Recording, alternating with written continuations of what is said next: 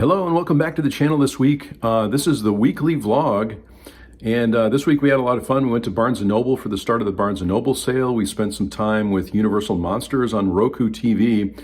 It was my birthday. I picked up a few titles on Amazon for my birthday, which I showed in the vlog.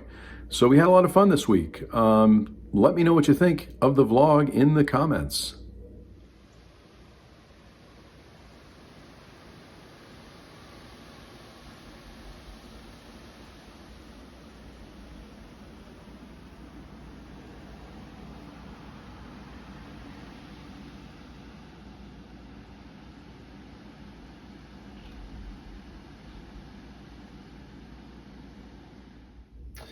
Over the weekend, we found the Universal Monsters channel on Roku TV, and we just watched a bunch of Universal horror titles. And so I thought I would just show my Letterboxd queue today so you can see how many we watched. And I'll zoom in here too, so it's a little bit easier to read. We started off, I think, with Curse of the Undead, which I ordered a physical media copy of because we liked it so much. And then the Hammer film Curse of the Werewolf, The Deadly Mantis, House of Dracula, House of Frankenstein, House of Horrors, which we really liked, The Incredible Shrinking Man, which is a movie that I really liked when I was a kid, and I really enjoyed it. It's probably the first time I've seen it in many, many years.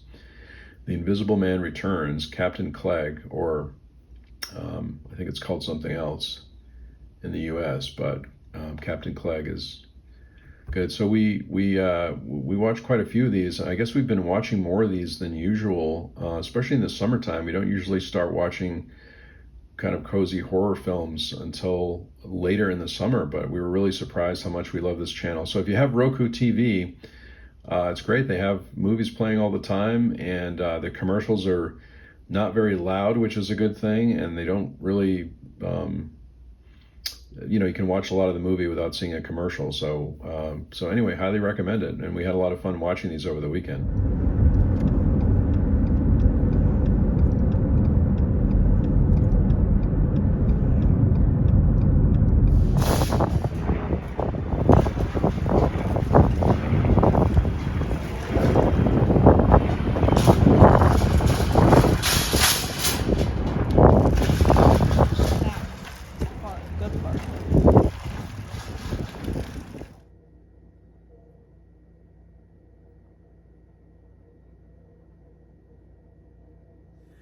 So we were on the Universal Monsters channel last night, and we saw Tremors for the first time. Yeah. We're still talking about it. It was a good time. I thought it was pretty good, pretty campy, pretty fun. It reminded us of Dune. And Jaws. And Jaws. It has the same kind of I don't know if the special effects are as good as Jaws or worse than Jaws. I don't know. No, but it has like the same like POV from the creature, which is kind of fun. Yeah, that's true. Yeah. It reminded me of Jurassic Park a lot also, which is after this film. Because there's an actress that's in Jurassic Park also, right? Yeah, but just like some of like the way like the group has to like avoid the worms felt like the group in Jurassic Park, like staying away from the dinosaurs. Oh, that's true, yeah. And the dad from Family Ties is in it. Yeah. I can't remember his name now, but anyway, it seemed pretty fun. Kevin Bacon, of course. Fred Ward is in there. Yeah. I like when they're pole vaulting across the rocks, across the desert part. That reminded me of like Jurassic Park when they're like in the field with the Brontosaurus and stuff. And Reba's in it. Reba's in it? Yeah. Did Reba do a song for the end, I thought? Maybe Reba did a song. Yeah, in the end credits, there's a Reba song. There's that part where the car with the station wagon goes into the hole till you think there's a woman that's safe in the car from the creature, yeah. And then all of a sudden the earth opens up and the station wagon falls in. That was a scary moment, I felt like. Oh my gosh. The alarm's on now. Oh, they're testing the alarm. There's been a dinosaur breach. How did we time that? I don't know. We should keep that in. Yeah.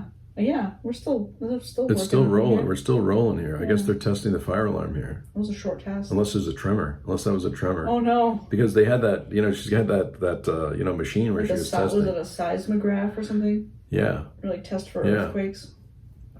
And the little girl's on the pogo stick a lot.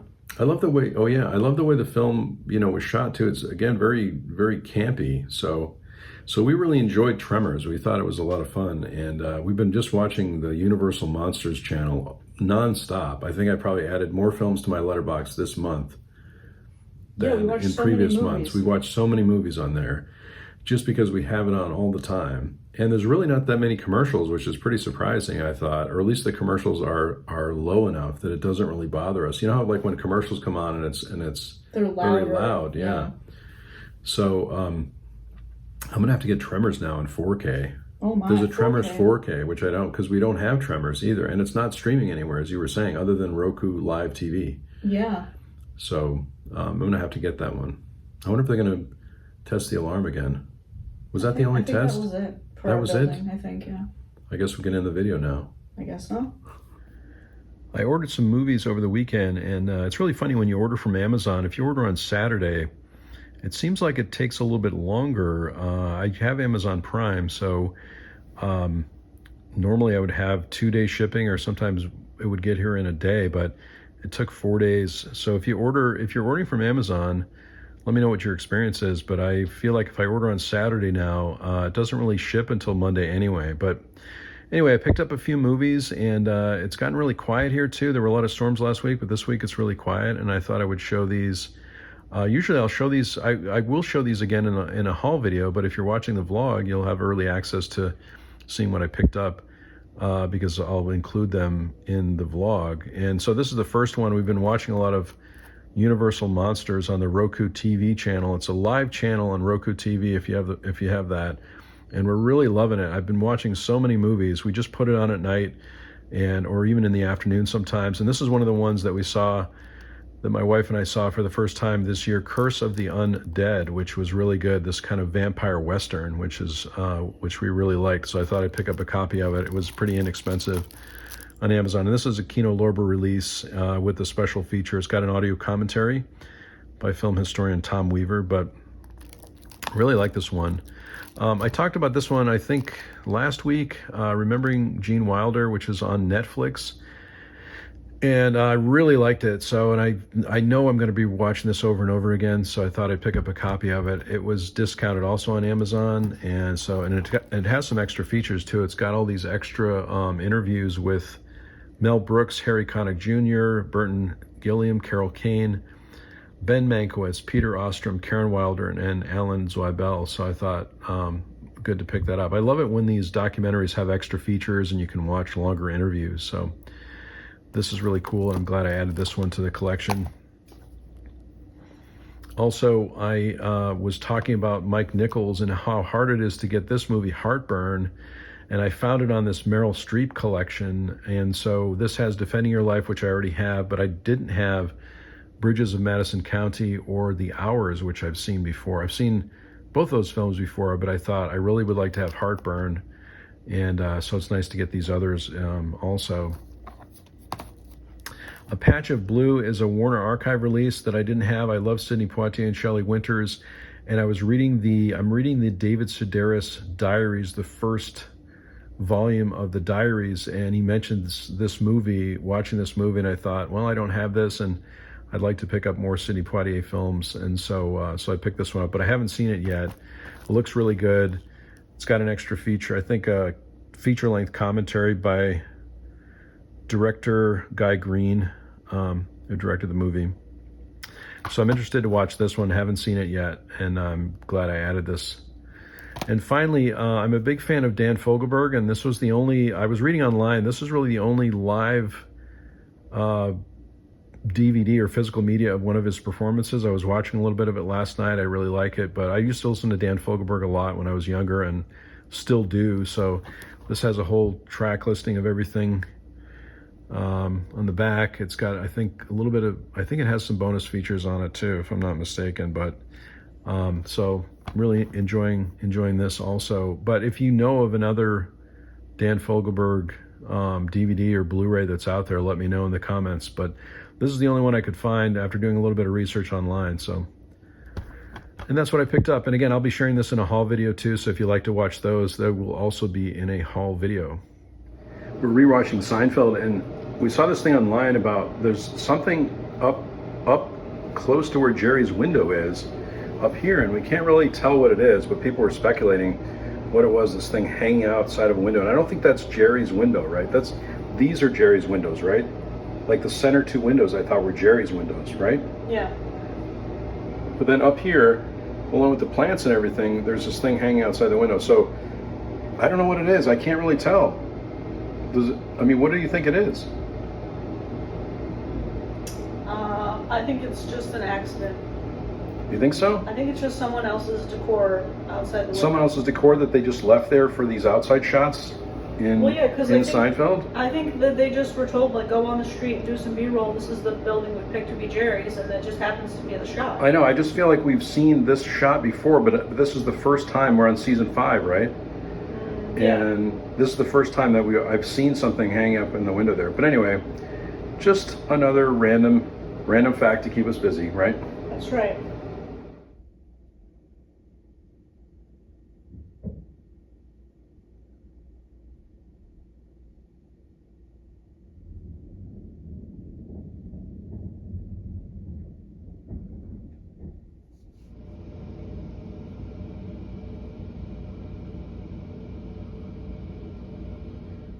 On this vlog, I know I've been talking a lot about the Universal Monsters channel, and one of the movies on today was this one, which happens to be a pre-code horror film called Island of Lost Souls.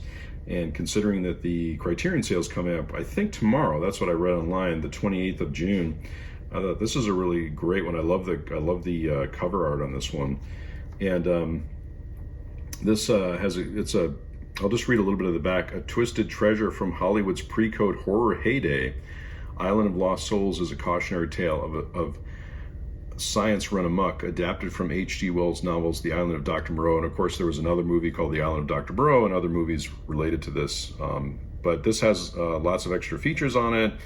Again, it's a movie from 1932, 70 minutes. It was really good. We watched it today. And it's really well done and highly recommend it. Again, lots of extra features on this one. So my wife and I have been interested in some pre-code titles too, and we thought about this movie, which I have, which would also be good for the Criterion sale, which is It Happened One Night, the Frank Capra classic, which I saw many years ago, but haven't seen in a long time. And my wife was interested in it, so we might watch this one. Again, from 1934, 105 minutes in black and white, of course. And we, occasionally like a good romantic comedy, so this one seemed like a really good one. Lots of extra features there too, so I'll just hold the camera on here too, so if you want to pause it, you can read the extra features. But this is another one that would be great, considering that the Criterion sale will start hopefully tomorrow. So just thought I would mention that. These are some films we've been thinking about lately. So today's the first day of the Barnes & Noble sale, 50% off Criterion sale. And I was just looking online to see if there were any titles that I was interested in. I do have a wish list that I use when these sales come up. And one of the things I was looking for is the Chantal Akerman Blu-ray set, which it seems like they do have at my Barnes & Noble, but it's a smaller Barnes & Noble, so we're not really sure if they're going to have it there or not. Yeah, sometimes their inventory is a bit low. Yeah, sometimes the inventory is low, and so, but I'm wondering if we should, go to Barnes & Noble today. Should we? We probably should. I mean, it's the first day of the sale, right? We probably should go to Barnes & Noble. All right.